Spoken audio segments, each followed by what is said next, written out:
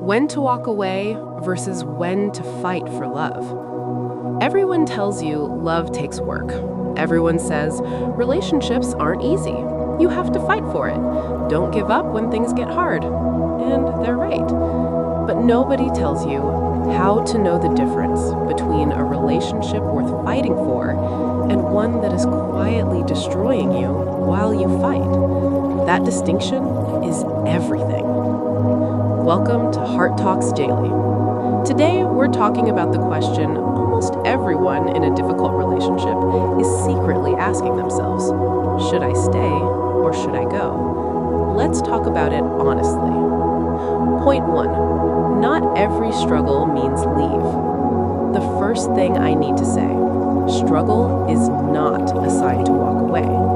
Every relationship goes through seasons. Seasons where communication breaks down, seasons where life gets heavy and you both feel the weight of it, seasons where you look at each other and feel more like strangers than partners.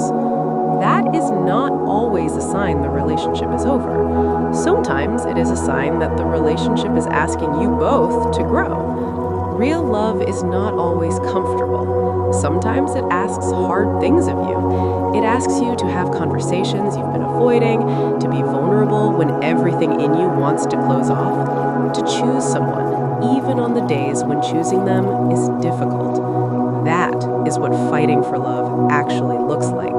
Not grand gestures, not dramatic declarations, just two people consistently choosing each other, even when it isn't easy. That kind of love is worth the work.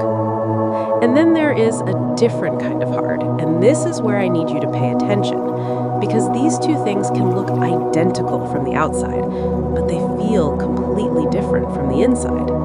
There's the hard of growing together, and there's the hard of losing yourself. The hard of growing together feels like tension that eventually leads somewhere, like a difficult conversation that ends with both of you understanding each other better, like a rough season that makes the relationship deeper on the other side. The hard of losing yourself feels different.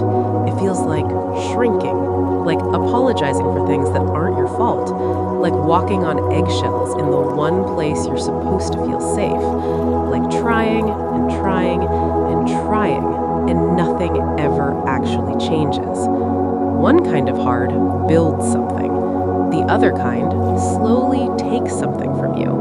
And once you know the difference, you cannot unknow it. So how do you know? How do you actually tell the difference when you're in the middle of it? Here are the signs that tell the truth. The first one: you've had the same conversation over and over, and nothing changes. Not because they haven't heard you, but because they've chosen not to. There's a difference between someone who's trying and someone who's comfortable with things exactly as they are. If every conversation ends in the same place, that is not a rough patch. That is a pattern. The second sign: you have started to disappear. Not physically, but the version of you that existed before this relationship, the one who laughed easily, who had dreams they talked about openly, who didn't feel the need to shrink. That person has gotten quieter, and you've stopped noticing. When a relationship costs you yourself, that is too high a price. The third sign: you are the only one fighting. Love is not a solo sport. If you are the only one making sacrifices, the only one making repairs, the only one showing up, then you are not in a relationship. You are in a performance, and you are the only one on stage. The fourth sign: you feel relieved when they're not around.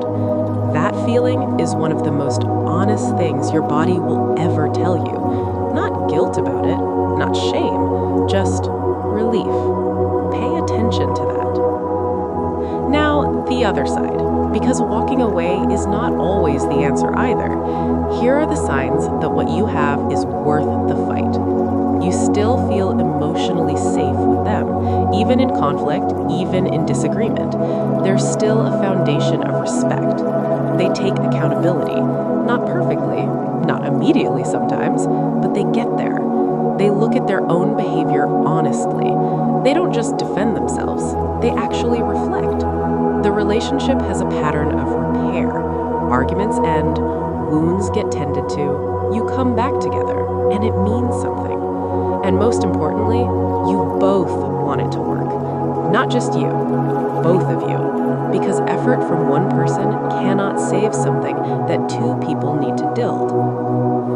Here is what I want to leave you with. Walking away from something that isn't working is not giving up on love. It is refusing to settle for a version of love that doesn't deserve you. And fighting for something real is not weakness. It is one of the bravest things a person can do. The question is never just, should I stay or go? The real question is, who am I becoming in this relationship? If the answer is someone smaller, someone quieter, someone who no longer recognizes themselves, then you already know. And if the answer is someone growing, someone challenged but not broken, someone becoming more, not less, then you also know. Trust that answer. It has been trying to reach you for a while. Drop a comment below. Have you ever stayed too long or walked away too soon? What did that teach you? I read every single one. Subscribe to Heart Talks Daily, new episodes every 2 days, and share this with someone who's standing at that crossroads right now. They need to hear this today. I'll see you in the next one. Take care of yourself.